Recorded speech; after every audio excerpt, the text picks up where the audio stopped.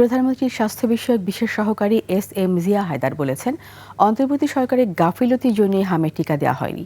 সচিবালয়ের সাংবাদিকদের সঙ্গে মতবিনিময়ের সময় তিনি বলেন, এটা সত্যি এবং পরিষ্কার। এটি জানতে আলাদা করে তদন্ত করার প্রয়োজন নেই। কিভাবে জবাবদিহিতার আওতায় আনা হবে তা সরকার ভাববে।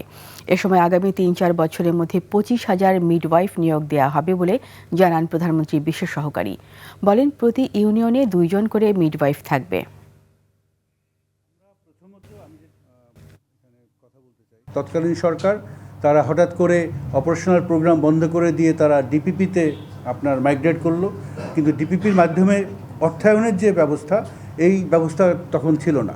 তো টাকার অভাবে তারা টিকা কিনতে পারেনি এবং পুরো রাউন্ডটাই তারা মিস করেছে।